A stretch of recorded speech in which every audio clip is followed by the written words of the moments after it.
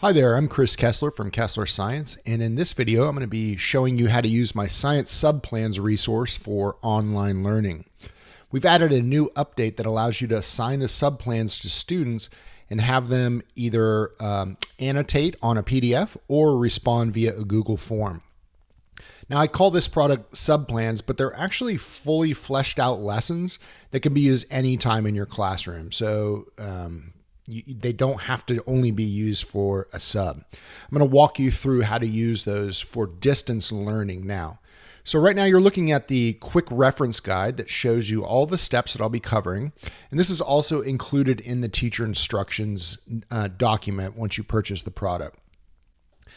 If you've purchased the product on Teachers Pay Teachers, you will need to log into your account at the top right and then go to My Purchases. From there, you'll be presented with a list of all your purchases, and you can download the most recent updates. Now, I'm going to pretend that I just downloaded the files, and what you're looking at right now is called Finder. I'm on a Mac.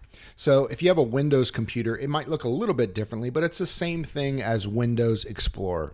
So these are the 6 files that you're going to get with any particular product you download. We're happen to be looking at the dichotomous key subplans, and we'll use those throughout the video.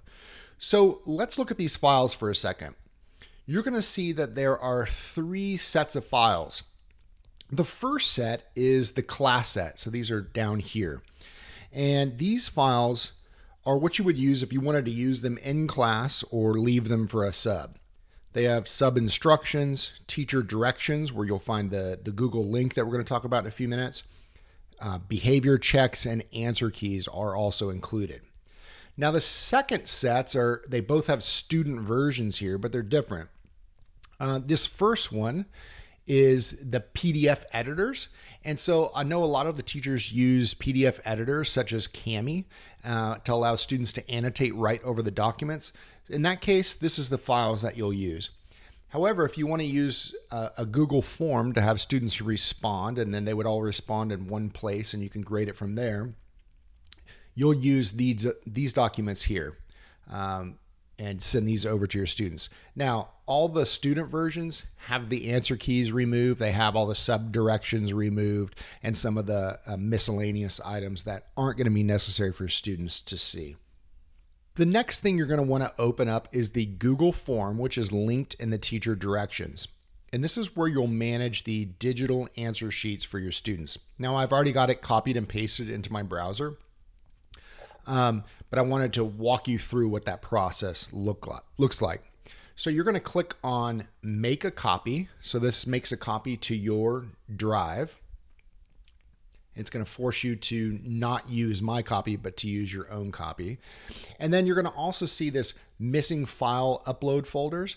And all I'm asking you to do on this is click Restore. What this is doing is it's placing a folder in your drive that students can upload graphics to for certain answers within the product. So just click anytime you see this, or if you see this, just click on Restore. This is the main Google form, and it's not the form to share with your students. That's pretty important. This is the back end of the form where the teacher can control all of the settings. So let's go through some of the settings. So the first thing I want to mention is that self-grading is totally optional. Skip this section if you choose to grade manually.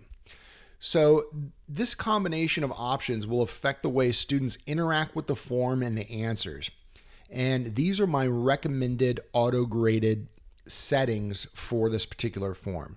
So at the top right of the form, there's a little gear, and this is the settings. And this will be where you make all your changes to the actual form and how it works. So we'll click it, and then we're going to click on the Quizzes tab. And then there's a slider button that says Make this a quiz. Right now, the default is set to make this a quiz. And if you make this an auto-graded quiz, you'll need to add point values and answers where possible. Then we're also going to choose for release grade, we're going to choose later, after manual review. And what this does is it prevents students from being upset by seeing partially graded forms, due to long answers or answers that may need to be graded manually. Then we're going to want to turn off missed questions and correct answers. Otherwise, students will be able to improve their grades by trial and error, or have a complete answer key and they can share that with others once their form is graded. So you don't want that to be on. And then we'll click on Save in the lower right-hand corner, and this will save the form. In order to grade the form, once the quiz slider is turned on, so we've already turned that on, you'll need to return to the form, which I just did by clicking Save, and add the point values. You can also add answers to multiple choice questions and allow the form to correct those individually. So let's look at back of the form. So we're on this now. Now, each of these modules is a question that students are going to see on their form, but we have the ability to change some of these settings. I want to go through what that looks like. So for like name, we have first name. You're going to want to require first name and last name. You're going to want to require these because otherwise you're going to get nameless responses back. And I don't think you want that. So I would always go in and change the first name, last name, and the class period to be required. And if you only have 6 class periods, you can go in and, modify that here as well. The other questions should not be required, or the students are going to be forced to finish all the required questions before they can submit, which saves their work. They risk quitting and losing their work if you require all those other questions. So the first 3 are the only ones I actually require them to answer. Looking at this, I'm going to go back up to the first name here. We're going to click on answer key at the bottom left-hand corner of this. When I say module, I didn't mean this white box here. So this is the first question they're going to be asked. So we're going to click on answer key. And what we want to do is make sure that we're not assigning this any point value. So we're going to set this to 0. Okay. And then click on done. Now it's already going to be defaulted to 0. That's the default it's set to. But in this case, you don't want to give them points for putting their, oh, maybe you do. Maybe you do want to give them points for it. But in this case, we're not going to give them points for it. All right, let's scroll down to one of the other questions, and I'm going to show you what it looks like to change the answers and the settings in there. So let's look at this question. Question 4. In each couplet, one choice will be blank and the other will be rejected. So the answer on this one, we're going to click on answer key, and we want to assign, maybe we want to assign 5 points to this particular answer. And we want to know that, or we want to set the answer to be accepted, so that this is how it allows you to auto grade, right? So you're telling Google accepted is the answer. It's worth 5 points. And you can even click on add answer feedback. And if you wanted to, you could type in some information here like accepted is the only right word because accepted means blah, blah, blah, and so forth. And then when you send the results back to your students, that feedback will actually be sent to them as well. In this case, I'm not going to do that. But once you click on done, it will save that. It'll show you which one you have chosen as the correct answer, and it will assign the point value right down here to 5 points. So you'll do that for all the questions and then click done on each of the questions as you complete them. Let's go back to the top of the teacher form. Now, by default, students can edit the responses to change their answers after they click submit. You can change this in the settings though. So we'll click back up to the settings, the little gear here, and the tab we're going to look at is the general tab, which is the default tab. You want to limit students to 1 response. This is my suggestion because otherwise each time they click the link to reach the form, it's going to create a new response. So by limiting them to 1 response, it ensures that there's only 1 record or 1 entry for each student. If you do not do that, every time they click the link, it's going to show up as a new record and you could have multiple entries for that particular student. And then the next thing that I wanted to point out is respondents can edit after they submit. By clicking this, you're telling the students that they can take their time and come back to this at a later time. As long as they filled out the required questions, which would be first name, last name, and class period, once they hit submit, they can come back into the form and finish working. In a distance learning environment, this is probably super important because maybe they have 15 minutes to work on it. They're going to come back tonight and work on it for the other 15 minutes or so forth. So definitely want to make sure that edit after submit is added there. And then you'll click save in the lower right-hand corner. Click restore if you ever see this missing file uploads folder, and you're back at the form. Let's talk about grading now. So I'm back at the form, the very top of the form. And once students submit their responses, you can grade them in the form if it's set up as a quiz. And you can grade them in the form by doing this. You'll click on responses up here.